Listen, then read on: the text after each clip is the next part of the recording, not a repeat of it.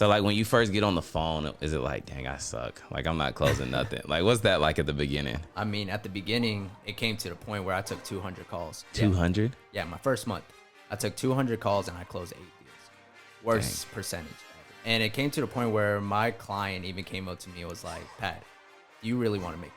What's good, world? It's the Tuned In with Tony podcast, and we are back with another episode. I've got the dynamic duo, the Closers List, on the show today. And the reason why I brought them on the show, everyone, is because they really have a skill set that literally anybody could do from home and produce a high income. And what I really liked about it was just the fact of seeing people's lives being changed, even for people who have high ticket offers, how they can really put somebody on and just change their life greatly with the amount of income that could be earned in high ticket remote sales. So welcome, Patrick. Welcome, Alexis. What's good, Tony? Glad to have y'all on the show. Appreciate Happy to be here. Yeah. So where are you guys from? Like, you guys are a couple, right? Yes. Yeah. Okay. Nice. That was clear. How long have you guys been together? Yeah, so we've been together for 8 years. 8 years? We're both 23 years old. So Nice. Do the math. That's a third of our lives. Dang, that's crazy. So like before we even get into the backstory, just for the people that are listening, Pat, what was like your best month with high ticket remote closing? Yeah, so my best month was when I did over $250,000 in sales. I generated $40,000 in commissions. Okay. So you took home $40,000 in 1 month from your home Without creating my own offer, starting my business or anything like that. nothing, just closing for somebody that was doing what? So I was working with a course creator, a Yeah. business owner, and he had a high ticket offer, and all I was doing is taking all the phone calls. You just, so basically he's doing most of the work and then you're just closing people that are already warm leads? Yeah, so what he's doing is running the traffic, the ads, and everything going to a webinar, and we're just selling them on the back end to a higher package from the same leads. So this was so lucrative that even Alexis had to join in, right? Had to put her on. Dang, that's what's up. So what were you doing before you were doing the high ticket remote? What is it? High ticket what? Remote high ticket sales. Nice. Okay, so what were you doing before and you're like, hey, I need to leave this alone and do this? Right. So before I was working a 9-to-5 job in real estate, and it wasn't until Patrick kind of like threw all the calls onto me. So he went out of town, didn't close his calendar, and he had all these calls coming in that he wasn't able to take because he was out of town. So I hopped on those calls, and within those first 3 days of taking calls, not even really knowing my offer in detail, I did $30,000 in sales. 30,000? And how many days did you say that was? Those 3 days. Those 3 days? So not even just a month. No. Dang. So like literally what's so amazing about this, right, is it seems like if you can do the due diligence and find a good client, all you have to do is turn their warm leads. They're not even cold leads, are they? No, you're not doing any outreach. You're not prospecting anybody. They're all leads that already come in and are interested in the offer. Got you. Okay, so we're definitely going to talk a lot about that a little bit later. I just wanted to make sure that people watching could be like, wow, this is what we're going to do. I just want to know a little bit of your backstory because I feel like it's really important that people see themselves and, being like, yo, I'm that avatar and maybe I could become, a remote ticket, high ticket closer. So like what were you doing before any of this? Yeah. So I went to college and during that time from middle school to college, I was reselling shoes. I had my own offer where we taught people how to resell shoes, resell online, just flip anything. And then that's when I knew Will at the time. So he put me onto drop shipping, made money there, but still being in school. It was kind of 50-50 with just entrepreneurship and being a full-time student. And who is Will? So Will changed lives. The name is certified. Like he's changed my life. He's changed Alexis' life, a lot of people's lives. So that's the client we work with. Okay. And what does he sell? An Amazon offer. Okay. So he teaches people how to sell name brand products on Amazon and teach them how to really just scale their business online. Got you. So basically for the people who are listening to this, they're intrigued. You're saying all of the Facebook and Instagram ads when people are saying like, we have a course for sale or a master class or a VSL, there's someone like you guys that's behind the scenes that's actually closing all of these deals. Yeah. Yes. And to go back to like what we did Me and Alexis we have a similar story. She's still in college right now. Oh, nice. But we've tried almost every single business, from e-commerce, wholesaling, trading, network marketing. And the thing is, we made money there, but it wasn't scalable to the point where we were like, you know what, we're passionate about that. Right. Got you. So when you said Alexis is still in college, is this something that like is feasible for other college students, or is it just because, you know, Pat does it? No, I would absolutely say that if you are in college, then there are so many ways that you could be really just like utilizing your time.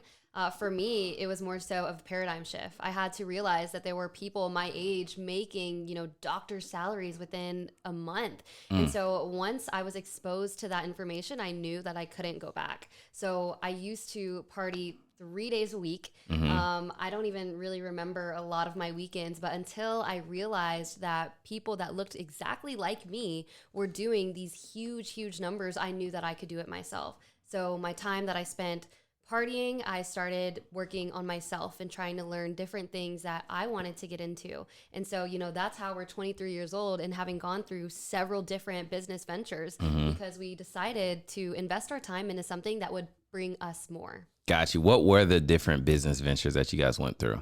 Yeah, so for me personally, my first business venture ever was network marketing. And we led a team of over 150 people in that business. And then after that, I just kind of like fell out of love with it. And I actually tried to start my own clothing brand.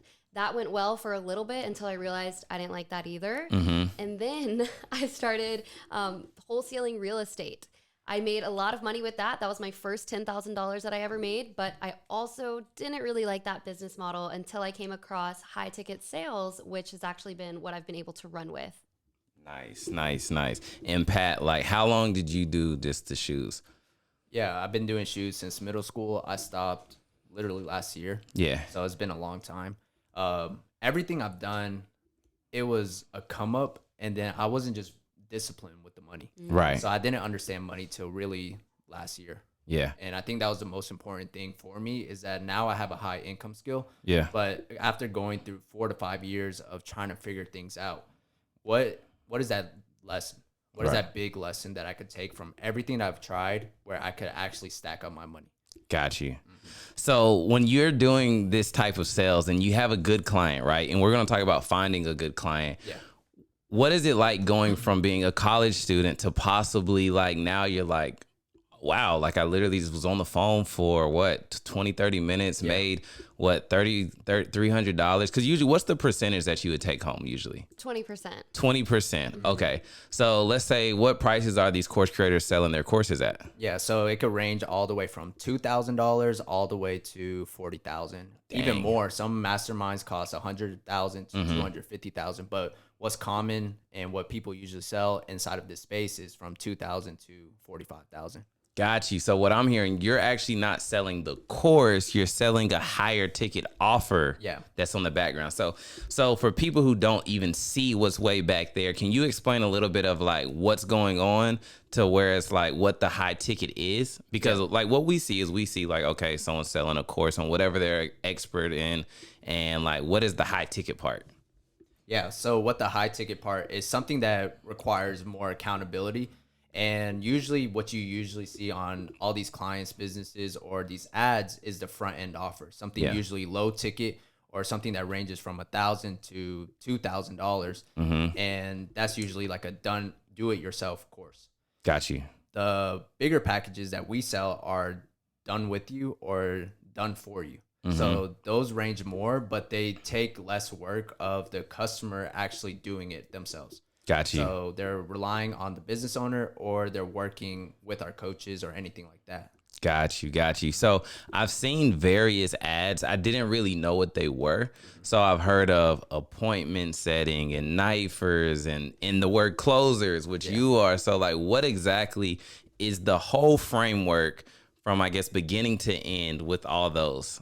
And like, where do y'all fit in? Yeah. So how it works is appointment setters are people that DM through the client's Instagram pages, the Facebook pages, the Facebook groups, and they're setting the calendar appointments for the high ticket closers. Right. The knifers are really just doing the same thing, except they're building more rapport. They're Gotcha. getting the pain points of these customers. So that way they're qualified leads. And then when the high ticket closer makes that call, it's most of the time an easy close because they've gone through the whole process. So it starts from the appointment setter to the knifer and then the high ticket closer.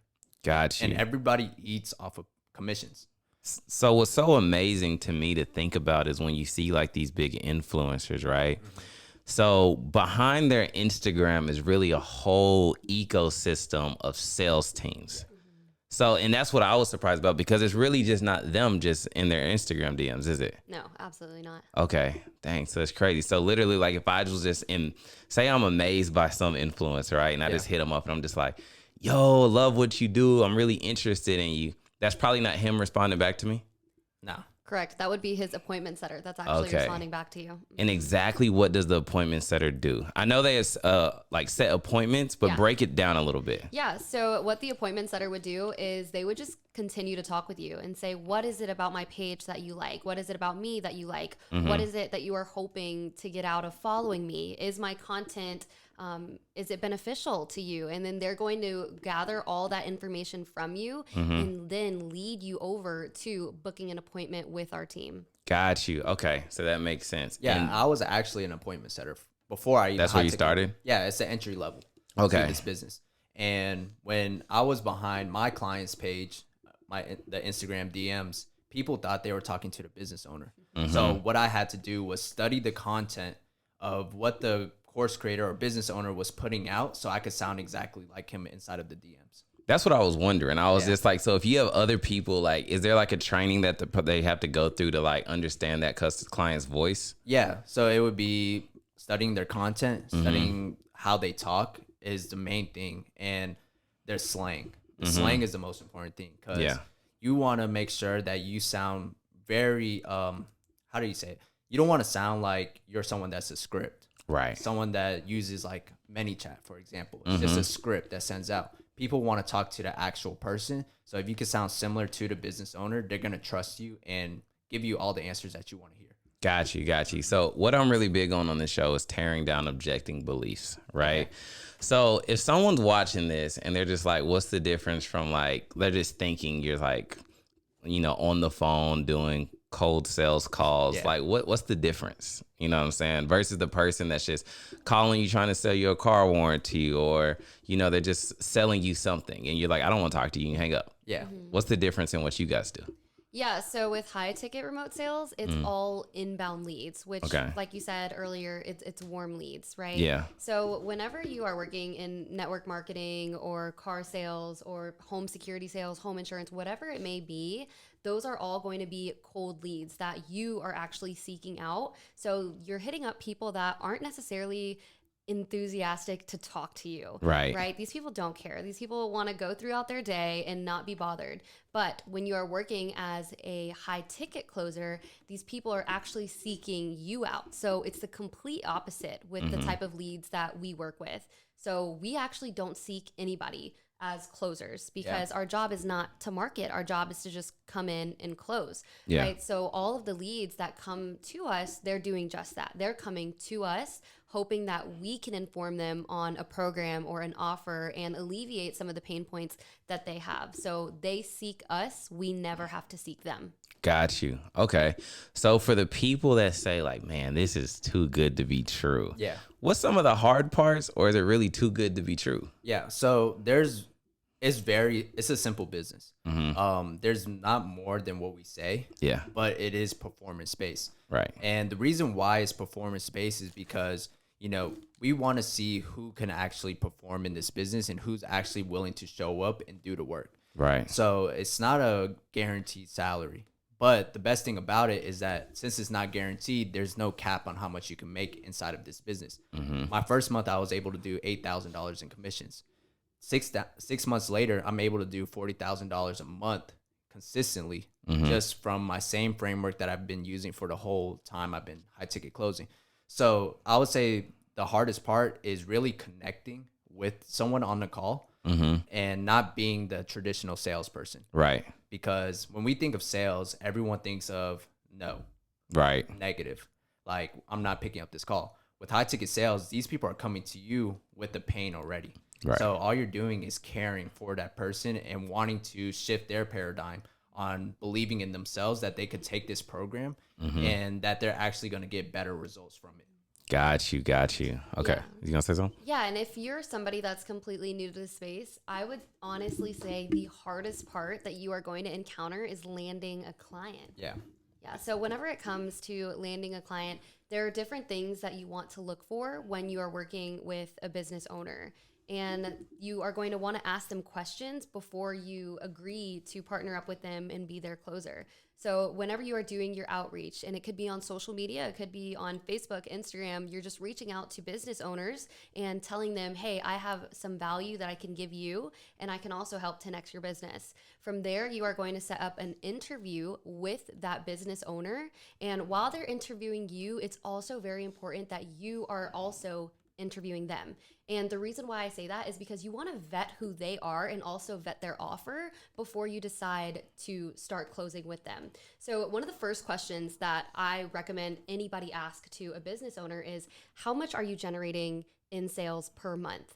And you only ever really want to work with business owners who are generating at least $50,000 in revenue every single month. Now, let's say if they fall a little short of 50,000, right? 40,000, 30,000. Then you want to follow up with, what marketing initiatives are you taking to increase your revenue and also increase your lead count?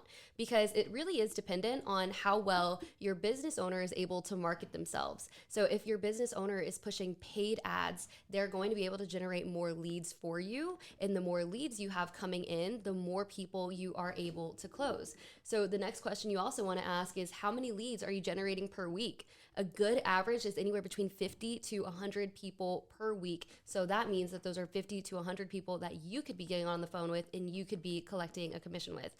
The next question that I do like to ask, right, is how much is your top salesperson generating per month? And the reason why it's important to get that information from them is because now this is going to give you the potential number of sales that you could be doing. So Tony, if you have a business and I ask you, how much is your top salesperson doing? And you say, my top salesperson does 50,000 per week, right? So now that gives me an idea. Okay, I can come into his business and I can do at least $50,000 as well, just because now you've given me that expectation and I know that I can do that. And if not, I'm going to outperform your top closer. Confidence. So yeah. So now a question that I have, because that was really good in the sense of, I was leading up to, if someone is interested in this, right? It seems like one of the biggest prerequisites or difficult parts would be finding the good client. Yeah. So you touched on a lot of different points of how you find a good client, because, and I'm glad you said that, because someone could start and say, well, my homie or my boy sells a course, but if there's no traffic coming through, he cannot be successful, right? Exactly. So somebody, let's just say, for instance, what are some of the tactics if somebody wants to become a closer before even like working with you guys on closers list, that like they should look for if they're on Instagram? Is it follower count? Is it engagement? Like, what should they look for? So there's multiple ways you could do it on Instagram. So the first one I like to do is going into the search bar and typing up an industry that you're interested in. So it could be, if you're interested in fitness, Right. I would type in fitness coach. Right. And it's going to pull up all the different coaches and consultants that sell and offer. Yeah. And you could check out all the profiles from there. What you want to do after you find, let's say, 10 ideal clients that you want to work with, you want to make a personal selfie video. And you want to tell them, hey, look, my name is Patrick. I'm a high ticket closer. I've done X amount of sales. And not only that, are you looking to hire a new closer? Now they can see that you're a real person, you're transparent. And not only that, they see your experience and know how you communicate. The next way that you could use Instagram that a lot of people don't talk about is searching up media agencies. Because how you could find clients is going to the actual ad agency that these ads are being ran from, you know, for these coaches, these consultants and things like that. And you could even hit up those ad agencies. Because they got all the clients. Yeah. And they're running the traffic for them. So you would hit up those ad agencies and be like, hey, look, I see that you're scaling this person, let's say Tony, and Tony's business, I've been seeing his ads. Is anyone closing his high ticket offers for him? That's a way to find people on Instagram. And not only that, using your own network. Like you said, you know, you might know someone that, for me, I came into high ticket sales because I knew somebody. Right. And for his instance, he was doing 500,000 a month. And we were able to generate so much money on both sides of the party, the client and me, because he was bringing in so much traffic. Right. So, Nice. Okay. So on Instagram, go to the search bar, search for a certain niche market, find people. So then one thing that we're missing when you're finding people, you kind of touched on it, but like you like finding your dream clients. Yeah. What would be the criteria? Is it that they're running ads, or is it like follower count, or like how do you find that they're selling a course? Yeah, so that would lead back to getting on the actual phone with them. So, Okay. because a lot of times you're going to come across, con artists. You're going to Right. come across scammy pages. And the only way to really like eliminate scams is by actually getting on the phone with them or seeing them through Zoom, FaceTime, whatever it is, seeing that it's an actual person behind that account. And then from that call, you are able to ask them those questions that I did mention earlier. And their answers to those questions are going to allow you to differentiate whether or not they are a good client to work with.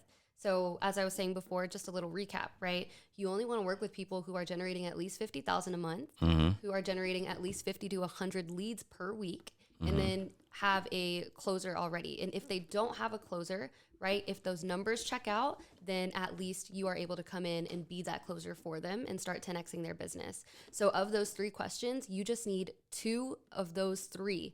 And once you're able to unlock 2 of the 3, whenever you're talking to a client, if they at least have, 2 matching criterias, then you're able to work with them. Got you. So let's just say you find a client who's like a good client, right? Yeah. He's already got his $50,000 a month closer.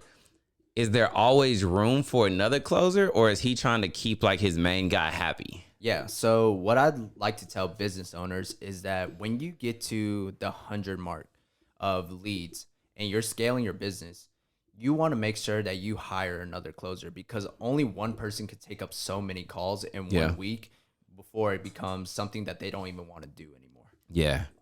Another thing kind of going back into the Instagram is when you guys go to these Instagram pages, before you even do the personal video DM, is actually look through their link in bio, see if they run a webinar, see if they have a VSL, and also go through their content and engage with their stories and their actual content. So you stand out from everybody else that's trying to be a high ticket closer or appointment setter. What this is going to do is when you're following these people and engaging with them, the clients start to come to your page because the ads retarget towards your Instagram. So now you're getting a pool full of clients rather than trying to hunt for one client at a time. And another thing is business owners are always going to want to bring on more closers as their business starts to scale. And it's not necessarily like, I don't want to steal any from my top closer, because if your business owner is able to generate more revenue per month, that means they have more money to throw into marketing, which is going to result in their business creating more leads, which will not only help you, the new closer, but it also helps the top performing closer that was there before you. Got you. So one thing that we did not talk about for anybody that's like listening is, what is the workload? Because let's just say somebody's still trying to figure it out and they're thinking of like call center. They're doing hundreds of calls every day, right? Yeah. Like on a typical day for a closer, how many calls are you taking? Yeah. So when I first started out, I was part-time. Yeah. This is me working 9 hours a week. Yeah. And me doing 9 hours a week in my first month, I was still able to generate $8,000 in commissions. Yeah. So that was me taking at least 3 calls per day and 9 calls per week. But if you're coming into this and you have no other responsibilities, I always recommend people to come into it full time, because you could generate the more leads and more money. So what it typically looks like in my scenario or my situation is that I'll take calls from 11 to 5, take at least 7 calls, because I know my conversion is at least 40 to 50%. So I'm going to take whatever I could handle and still live my life afterwards. So, and then Alexis, talk about. Yeah, so for me, whenever I first started closing as well, like I said before, I was working a 9 to 5. So I would just kind of take calls here and there whenever I could like sneak 30 minutes away from my desk. And from there, I was able to do an additional $6,000 a month. So for me, I was part-time until about January, when my commissions from my sales calls exceeded my salary plus my commissions at my real estate job by 3 times. Yeah. And that's when I said, okay, I'm out. And Time I'm to gonna go. all in on closing. So one question I want to, for anybody who's thinking about this, is the type of client, the amount of money that you guys said you are earning, right? Is it typical for somebody to find a client like that, or would they probably be starting out somewhere a little bit less per month? That's what I'm wondering. Yeah. So they wouldn't have, I mean, it's not hard to find a client like that because there's so many people in the e-learning space that are making millions of dollars. Yeah. It's finding where are they at.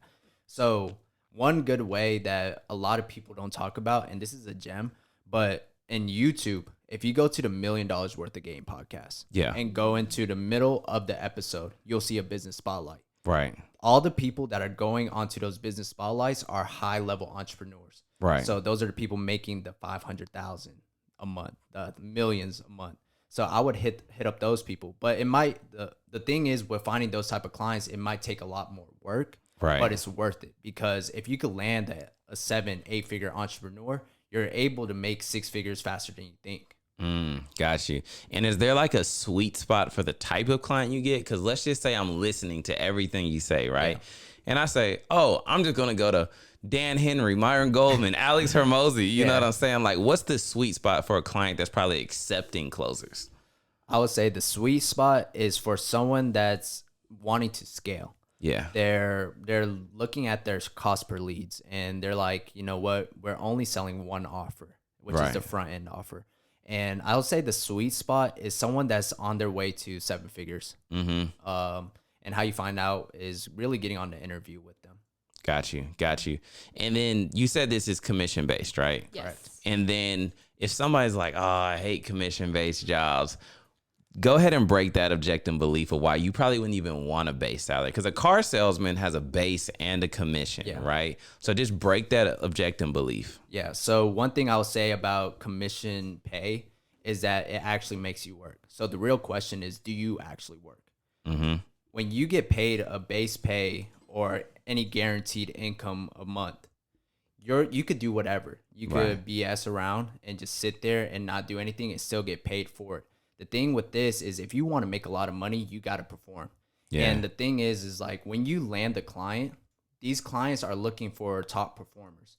So it's not permanent that you stay in that closing position. You can always get replaced. That's why when I came into Will's business as a closer, he is also my friend that I grew up with in middle school.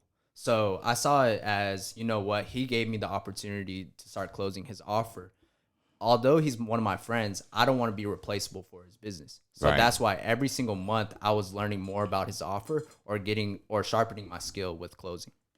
And another question that you really want to ask yourself is, would I rather have a salary plus a commission? Let's say your salary is $2,000 a month and your commission's only 5%. If you bring home like a $50,000 sale, you are going to be so mad that you are getting a salary rather than having 20% of that 50,000. So it really is like what Pat said. It's do you work? And if you are someone who is lazy, if you are someone who is not very, you're not driven, right? Then this isn't for you. Plain as that. Got you. So one thing I like about that you said that is, like, I love when people tell the truth. Like, if you like to work versus saying like easy. So one thing that I want to know too is, like, what are some of the skill sets that have to be developed to be a good closer? Because I'm sure, like, when you first start, it may be a little rocky, right? Yeah, for sure. Yeah, definitely. So, like, when you first get on the phone, is it like, dang, I suck? Like, I'm not closing nothing. Like, what's that like at the beginning? I mean, at the beginning, it came to the point where I took 200 calls. And 200? Yeah, my first month. I took 200 calls and I closed 8 deals. Worst percentage ever. Dang. And it came to the point where my client even came up to me and was like, Pat, do you really want to make money? Dang. So let's stop right there. Yeah. So you did 200 calls. And closed 8 deals. Closed 8 deals. And you're seeing the other closers on the team. I was the only closer. You were the only closer then. So at least you didn't feel too terrible, right? Yeah. Okay. So then, like, what motivated you to do better then? Because you didn't really have competition at that moment? I think one thing that made me want to perform better was that after closing a deal, you see how much money is made. Not only that, another closer came into the business.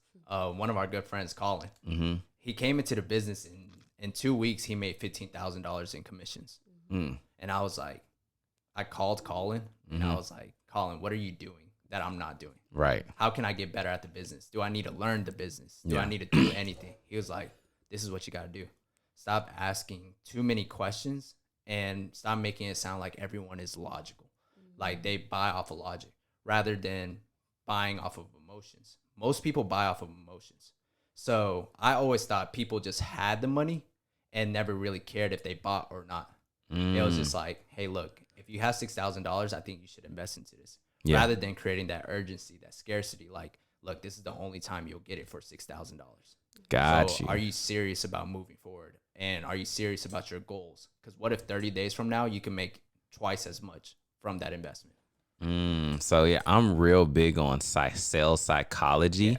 So, Alexis, you came in and it seemed like you just started killing it. She went crazy. Was this like, did you understand sales psychology from the real estate side? So it's not even that I understood sales psychology, but I had a confidence in whatever it is that I'm talking about. So Patrick knows whenever I was first selling this Amazon offer, I knew nothing about Amazon. Yeah. I was literally Googling things while talking to my lead, but they had no idea. Right. Just because I exuded confidence. And I think whenever you're a woman as well, you also are just able to gain credibility within the marketplace better just because you are a female. People trust you more. Whereas sometimes, male energy can seem a little Aggressive. Aggressive. So I think as a woman and like with my feminine energy, I was able to literally capitalize off of that. So these people immediately trusted me as soon as I got on the phone with them. And I would say like the one thing you really need is not just confidence, but the ability to talk to somebody. Right. Because a lot of times people want to say or want to ask, what's your sales script, right? How did you make $1 million in sales? What's the script you use? It's not a script. I'm not talking to a robot. I'm talking to a person. So I'm going to make that very clear whenever I am selling somebody. I'm going to listen to them, active listening. Really, all you need is basic skills, basic communication skills to be able to close a lot of sales. And that's what I came in with.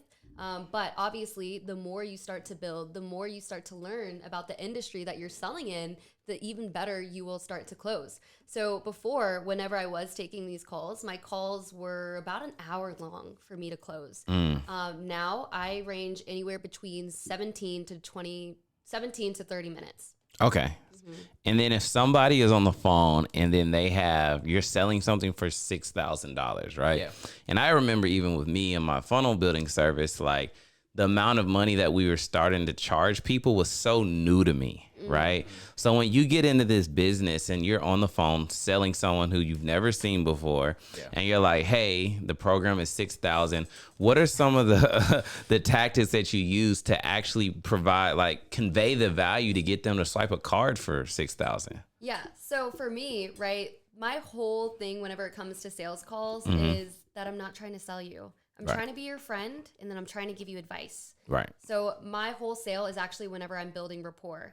And once I start to build rapport and build credibility with my lead, I'll then ask them questions like, hey, what's hurting you so I can help you?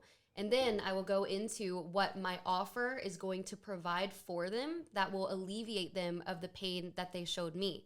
And as I am showing them more of my offer and I'm unpacking the different things that my offer is going to give them, I also will start to state the value of things. So in my offer, right, we provide people with certain PDFs that will allow them to excel more in their e-commerce business. So whenever I tell them about that, I say that alone is like $6,000, right? So I'll start to throw things around. So once I do get to telling them the actual price of my service, I will tell them, and this is the line I always use. And if you're watching this, you should definitely try it in your next sales call. Get your pen and paper out. Yes.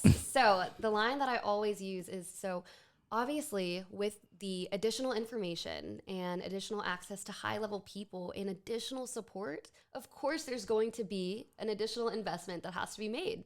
So that price today is only $6,000. And then I pause. Now, the reason why I pause is because if they have the $6,000 to put down with me, I want to take it. Because a lot of people, I think, in the sales industry, they kind of fail to think that their lead has the money. And as soon as they say the price, then they'll go, it's $6,000, but we also have payment plans and we also have funding and we also they get scared that the lead's gonna back out. Yeah, you need to stand firm on your price because you know the value of your offer and you've demonstrated that while talking to this lead. So wait and see what your lead's response is. If I say, Tony, it's $6,000 today, and you're like, well, you know, I don't. Then I will say, but I do want to work with you. I do think that I can absolutely 10x your business, 10x your life, whatever it may be. I want to work with you. So you tell me, how much do you have available today? So you do the pause to put the ball back in their court. Yeah. See what the energy, the feedback is. See if they're game. And then if you notice they're not, that's what's going to be my next question. What are some of the tactics you do besides just letting them get off the phone? Right. Payment plans. Okay. Yeah. So that's whenever, if they're pausing and they're hesitant, that's when you say, hey, I still want to help you. Maybe this price may be out of your price point today, right? But this is a limited time offer. I would hate for you to walk away from this opportunity knowing that we could have changed your life within the 30 days. Yeah. So for you and for you only, I can do a payment plan. We can do a 2-month installment, whatever you have available today, and then we'll collect the rest in 30 days. Whatever they have today. So that's where things start to switch up, right? Yeah. So let's say if you have a $6,000 offer and your lead says, I only have $500. I'm not taking your $500. Right.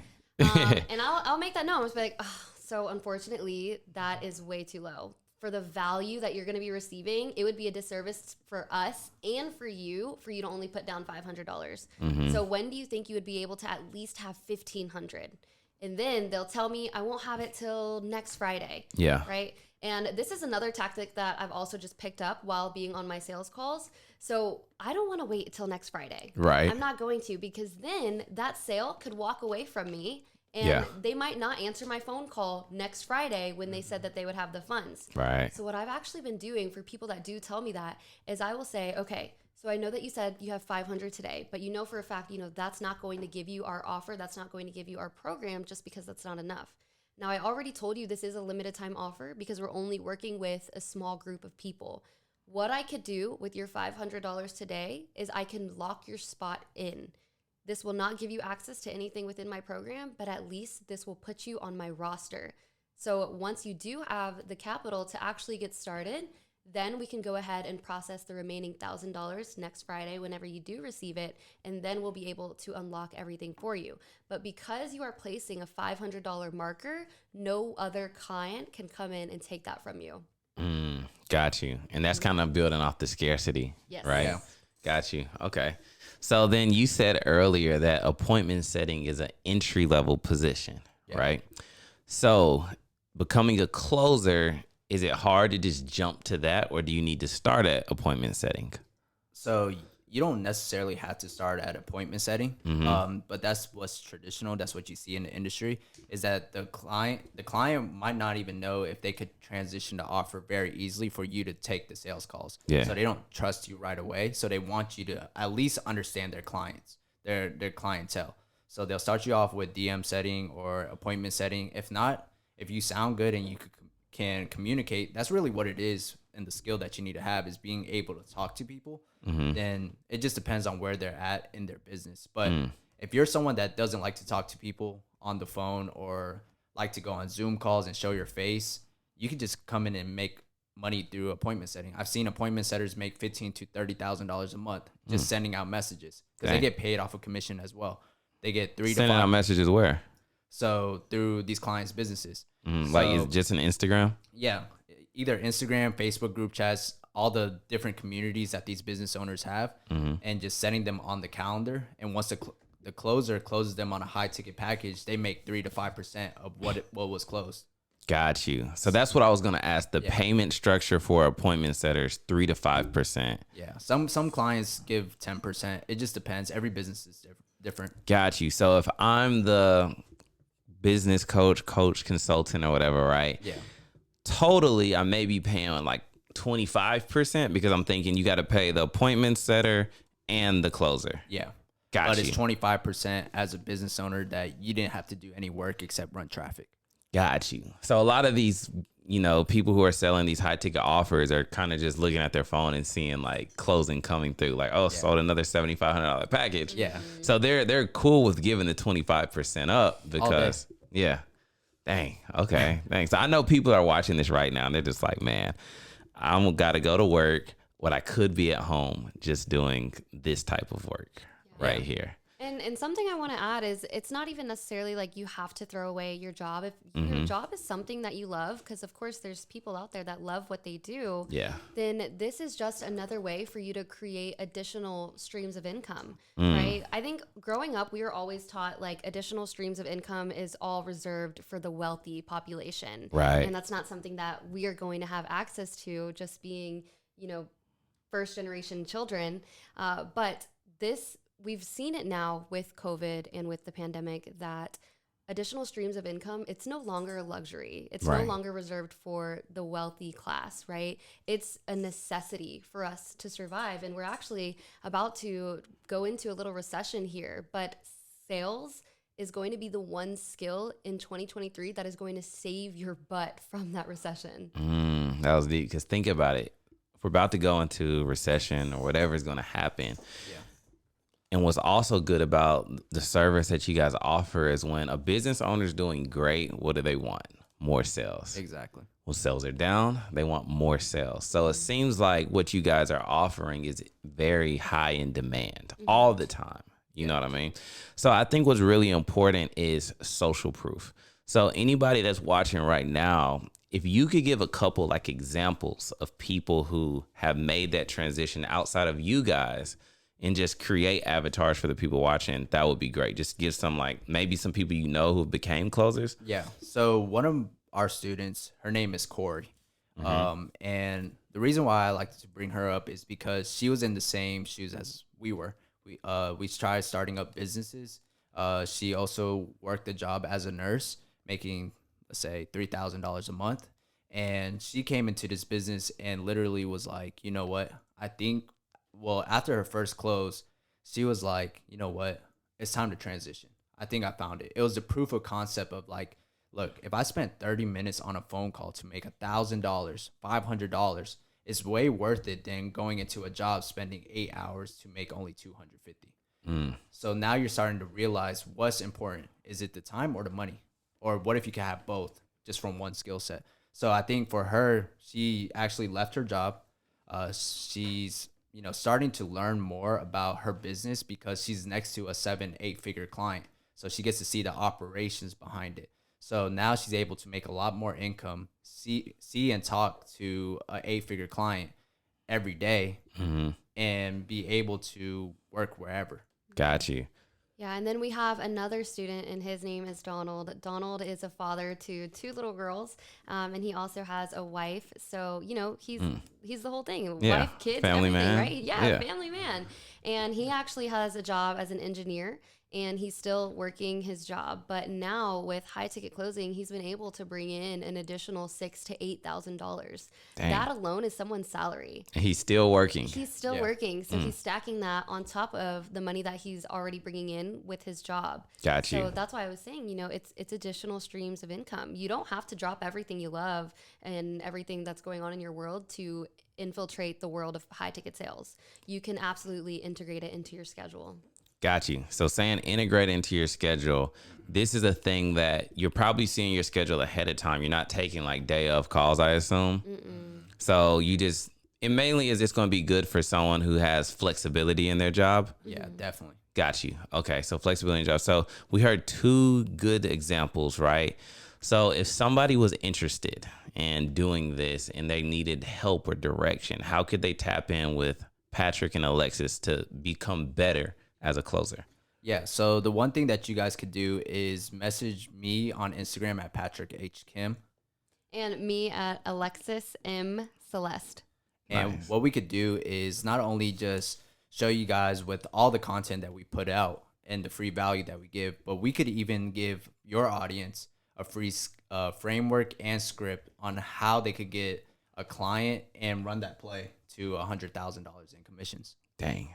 In 12 months, 100,000 commissions. Why not? Less than 12 months. Less than 12 Dang, months. that's crazy. What I love so much about what you guys do as well is you hear so many things and so many people watching just get scared, right? And they feel like they can't do it. But like you said, Patrick, it's a simple business model. You know what I'm saying? You find the good client and then you close. You know what I mean? And then going back to your story when you said you close 8 out of 200 calls, right? Yeah. I just want to touch on it again. What is the typical amount of calls that a closer would be taking per day? I would say about 5 calls a day. 5 calls a day. Mm-hmm. Got you. Just spread out throughout the day. Yeah. And then sometimes those calls don't even show up. So you'll just have to follow up with them. Mm-hmm. But usually my calendar has like 5 calls a day on it. Got you. And one thing that I forgot to ask early, what is the follow-up process that a closer would go through? Is there like a CRM that you guys possibly have to where you're like, okay, this client only paid X amount of dollars. We got to follow up next Friday. This client was a no-show. Maybe we send them an email. What's that process like for you guys? Yeah, so there's different ways of doing the follow-up as a closer or if you're a business owner. So if you're a business owner, I think having a CRM is the most important thing to capture like just data about your customers and actually sending out emails and text messages all at the same time when they're taking these calls.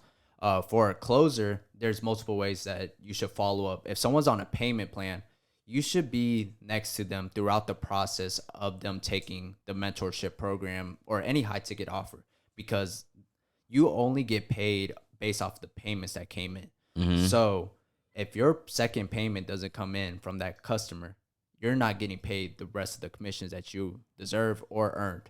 So make sure to, check up on your customers. Make sure to see how they're doing throughout the whole process of them taking that program.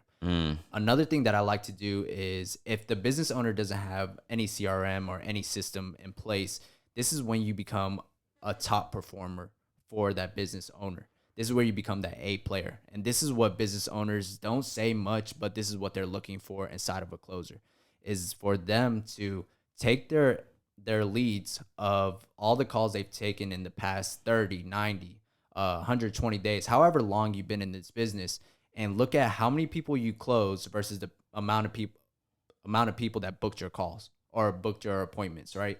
And taking that to a text message platform such as Text Magic, mobile text alerts, simple texting, and mass texting everyone that there's a discount and downselling people to the offer that you mentioned before.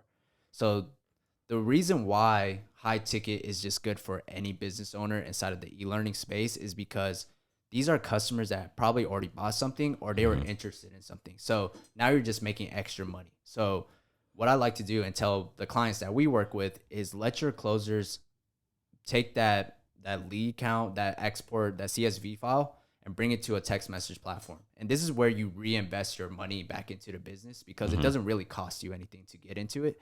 So you take that to those platforms, text them, and have them book a follow-up calendar. Hey, did you speak to an advisor before? Hey, did you hear about our offers? What if we gave you a discount? It's first come, first serve. You'll see so many people rebook that call, and you'll just downsell them on the offer you mentioned on the first time. So when you said take that CSV file, you're talking about all the people who probably registered for the masterclass or whatever was going on, but they didn't book a call. You're trying to like re-engage them to book a call. Yeah. So now you're being better than the average closer. Gotcha. This is how you get to the 60, the 80, the $100,000 months. And I could tell you guys that because I've only done $40,000 a month barely following up. But if you think about it, the money is always in the follow-up because they heard about the offer. They just still haven't made the move. Maybe when you talk to that customer, they didn't have the money at the time, but you never nurtured them, never reached back out. What if they have the money now? Right. There's $5,000 waiting on you. There's $100,000 waiting for the business owner. So that's why you got to make sure that you're in contact with people that actually book the calendar with you. And for the business owners to really nurture their leads, their customers. So. And you said something about staying in contact with the lead or the customer as they're going through the program, which is kind of different to hear because most of the time when you get sold on a product, the salesperson is amazing and then they're just gone. You know what I'm saying? So what's the purpose of even staying connected to the client, like while they're going through that high ticket program? Yeah, so one good reason why I like to stay in touch with my customers that I close, even if they're on a payment plan or not, is because I could bring up their testimonials to my sales calls, my new sales calls. Hey, look, you might have that fear of not wanting to get in because it costs too much, or you think it costs too much. But look, someone else that I brought into the program was able to get over that fear and make the money they wanted to make. And not only that, I could even show you our text messages together. The thing is, I'm not a coach. And yeah, I don't have the patience to be a coach. But not only that, I'm here to guide you throughout the process and make sure that you're okay. Got you. So the key thing that I'm hearing is you're building up your own social proof to be able to use for future leads that you're going to be calling. And it probably also gives you the confidence too, because you can say, this person did this person did this. So I know the value that you're going to be able to get if you go through this program. Yeah, of course. Got you. So what was the link, or however they could get into? More so, let me back on that. What do you guys offer to help people? Yeah, so we have a free training every Sunday at 8 p.m. Eastern. Me and Alexis actually speak on our framework, how to land the client more in depth, and not only that, how to maximize your time and using less time that you spend at your job to 10x your income. Got you. And what's the link? So it's going to be closersworkshop.com/register. Okay, closersworkshop.com/register. And then on this class, they learn framework, they learn this, they learn all of that. Yeah. Nice. So before we get out of here, though, what are some last strong words that you would give to somebody that was probably like watching this interview, working at a job that they don't like, saying, wow, that sounds so great, but I'm still timid because I'm so used to things that sound too good to be true, letting me down? Yeah, I was waiting for this question. All right. So something that I will say is I'm very similar to you listening to this. And I tried so many different ventures. I listened to so many different gurus out there, and I failed at all of those businesses. So the difference with high ticket remote sales is it's not whether you have a winning product to sell on Amazon or Shopify. It's not whether or not you have a great piece of land or property to real estate wholesale. It's not whether the market is doing super well whenever you're day trading or you're trading Forex. It's not any of those things. All of it is dependent on you. So if you are not able to perform, you have to look at what's the source of my inability, and it's you. And I don't even mean to say that to be rude or anything like that, because I feel like we hear all the time, yeah, you can do it, you can do it, you can do it, which you can, but you really just have to be honest and ask yourself, why haven't I done it, right? Why am I sitting here at my desk, sitting at a job that I don't like? What are you afraid of? And get out of your own way. I'm not here to hold your hand. I'm not here to coddle you, but I'm here to wake you up and say, look, there's so many opportunity out there for you, and high ticket sales, whether it's for you or not, is gonna be able to make you a lot of money, right? So that's just my whole take on it. I'm not here to be some inspirational person. I'm here to give you the real spill. Yeah, facts. And I know that was a lot to follow up with, Pat, but what do you got to say for it? I don't know if I could beat that, but I would say the one thing that I've learned throughout this whole journey is really locking in with yourself. So focusing on one thing. For these past 4 to 5 years, I've always focused on everything that all my friends were doing, which is wholesale, e-commerce, doing that all at the same time. Why am I not getting results? Yeah. Forex trading and selling my own program. Why am I not getting results? Or is it why am I not making as much as I want to make? So focus on one thing. When I came into this high ticket closing opportunity, I got rid of everything that I knew from reselling shoes, and that was over 10 years. So I got rid of everything and just sacrificed all my time into learning a high income skill and something that was scalable. If you're looking at what you make right now, a year of what you get paid, if that isn't changing every single year, then there's something wrong with the vehicle that you're in. So one thing that I learned was from my mentor and the person I closed for, Will, is that you don't want to be capped on how much you can make. So that's why I got into this opportunity. I really locked in because it could change so fast. Yeah. Literally 6 months ago, I was not in this position. 6 months ago, I was the person that was trying to figure out why are my friends, and this is like a comparison thing, but I think it was just like, why is everyone winning and why can't I win? And I had to be real with myself. The reason why I'm not winning is because I can't focus. Dang. So this happened more than one time. That was 6 months ago. There was times that happened 2 years ago. Yeah. In college. Yeah. So, if I got through it 3-4 times of the stage of being stressed, depressed, didn't know what to do, and trying to always figure it out, high ticket sales worked for me. Right. That's why I'm so passionate about it. That's why Alexis is so passionate about it, because we've been failed so many times, but by what we hear. That's why we're so transparent with what high ticket sales is. It's very simple, but the real question is, can you perform? If you can't perform, don't show up to the training. Dang. If you can't perform, don't even look into high ticket sales. Yeah. And another thing that I will say, when it comes to high ticket sales, you're not investing any more capital into product. You're not investing any more capital into your trading account. If you have a voice and decent Wi-Fi connection, you can make your next 6 figures. Dang, that's crazy. And the one thing to like end with too, like you said, one thing we didn't even talk about, you don't really have any expenses in this, do you? No, you have no overhead. You're not marketing. You're not doing anything. You don't even pay for your Zoom subscription. The business owner pays for it. So this would be something if somebody was like, they always have that question, like if you only had $1,000, what would you do? This is something, if you were really on your ass, you could be like, I'm going to try to be a closer. Definitely. Dang. Or an appointment setter. Okay. Exactly. So what's the website again? They're like, I'm sold now. Patrick and Alexis sold me. Closersworkshop.com/register. And our Instagrams is Patrick H. Khim. And Alexis M. Celeste. Hey, you guys heard the dynamic duo. We're going to put all the links in the description below. That's been another episode with Tune In with Tony. We'll see you on the next episode. Thank you guys. Peace.